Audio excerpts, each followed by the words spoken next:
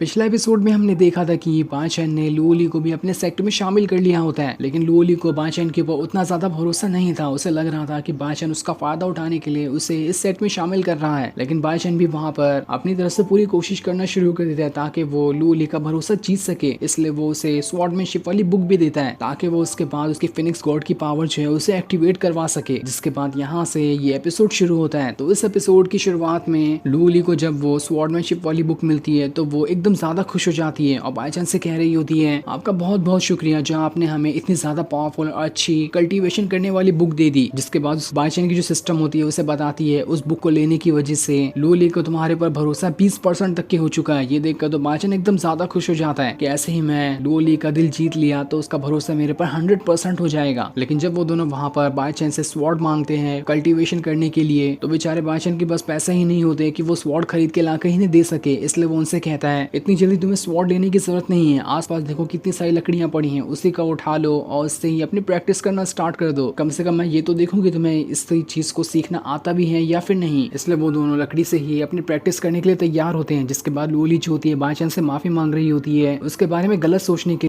जिस पर बाईचान जो होता है उससे कहता है तुम्हें मुझसे माफी मांगने की कोई जरूरत नहीं है, लाओ मैं तुम्हें तुम्हारे फिनिक्स गॉड की पावर को एक्टिवेट करने में मदद करता हूँ। जिसके बाद वो अपनी पावर का इस्तेमाल करते हुए लूली के हाथ के ऊपर हाथ रख देता है और जैसे उसका पावरफुल हाथ लूली के ऊपर जाता है उसके सारे के सारे ब्लॉक मेरिडियन जो थे वो सभी अनलॉक होने लगते हैं, जिस वजह से लूली की बॉडी से भयंकर तरीके से ऑरा बाहर निकल रहा था और उस ऑरे की वजह से उसकी बॉडी के अंदर से उसके फिनिक्स गॉड की पावर बाहर निकल कर आती है। ये देखकर तो लूली भी हैरान थी कि आखिर इतनी जल्दी मेरे फिनिक्स गॉड की पावर कैसे एक्टिवेट हो गई। बाईचान तो सच में कमाल का इंसान है, उसने बड़ी आसानी के साथ मेरे सारे के सारे ब्लॉक मेरिडियन को 1 मिनट के अंदर ही अनलॉक कर दिया, जो कि कोई भी जल्दी नहीं कर पा रहा था। जिसके बाद वो वहां पर उसी लकड़ी के टुकड़े को उठा लेती है ताकि उसका इस्तेमाल करते हुए अभी जो स्वॉर्डमैनशिप वाली उसने बुक खरीदी है उससे प्रैक्टिस कर सके। और जैसे उसने वहां पर अपनी फिनिक्स गॉड की पावर को एक्टिवेट किया था उसके अंदर से काफी ज्यादा ऑरा बाहर निकलने लग गया था, जिस ऑरा का इस्तेमाल करके वो उस लकड़ी को ही स्वॉर्ड की तरह चलाना शुरू कर देती है। और सच में वहां पर वो लकड़ी स्वॉर्ड की तरह काम भी कर रही थी। जिसके बाद उसने वहां पर दोबारा से अपने फिनिक्स गॉड की पावर को बाहर निकाल लिया था और उसका इस्तेमाल करते हुए वो सामने जैसे ही एक अटैक करती है पूरे जंगल में आग लगना शुरू हो जाती है, क्योंकि उसके फिनिक्स गॉड की पावर बिल्कुल फायर से बनी हुई थी। ये देखकर तो सारे के सारे लोग हैरान रह जाते हैं कि लूली के पास तो कितनी ज्यादा पावर है, जिस पावर को बादशाह ने बस 1 सेकंड के अंदर ही यहाँ पर एक्टिवेट कर दिया। अगर बादशाह यहाँ पर नहीं होता तो लूली की ये पावर कभी लगता नहीं कि एक्टिवेट हो पाती, लेकिन आग लगने की वजह से उसका पूरा का पूरा सेक्ट वहां पर जल रहा होता है। ये देखकर तो एकदम ज्यादा घबरा जाता है। लूली बादशाह से कहती है हमें जल्द से जल्द इस आग को बुझाना होगा वरना हमारा पूरा का पूरा सेक्ट जलकर राख हो जाएगा। लेकिन बादशाह के पास तो आइस की पावर थी ही नहीं जिसका इस्तेमाल करके वो यहाँ पर इस फायर को बुझा दे। ये देखकर तो लूली का जो भरोसा होता है बादशाह के ऊपर से कम होने लग जाता है कि हो ना हो यहाँ पर बादशाह झूठ कह रहा है, उसके पास कोई भी पावर नहीं है। तब उसकी सिस्टम वहाँ पर उसी ड्रैगन को वहाँ पर लेकर आ जाती है जो कि अभी बादशाह के स्पिरिचुअल वर्ल्ड के अंदर था और उसके अंदर उसके पास आइस की पावर भी होती है। इसलिए जैसे वो वहाँ पर आता है अपने आइस की पावर का इस्तेमाल करते हुए सारी की सारी आग को बुझाना शुरू कर देता है, जिस वजह से चारों तरफ बिल्कुल ठंडी हवा फैल चुकी थी और इस तरह से पूरी आग वहाँ पर बुझ भी गई होती है। और जैसे यहाँ पर आग बुझती है लूली का भरोसा बादशाह के ऊपर पूरा का पूरा 100% हो जाता है, क्योंकि अब उसे समझ आ चुका था कि बादशाह यहाँ पर सच में बहुत ही ज्यादा पावरफुल इंसान है जिसने आसानी के साथ इस सारी की सारी फायर को यहाँ पर बुझा दिया, वरना तो आज बहुत ही ज्यादा नुकसान हो जाता। दूसरी तरफ हम एक बंदे को देखते हैं जिसके पास एम्पायर आता है और वहाँ आने के बाद वो उस बंदे से कह रहा होता है क्या तुमने कोई तरीका निकाला जिस वजह से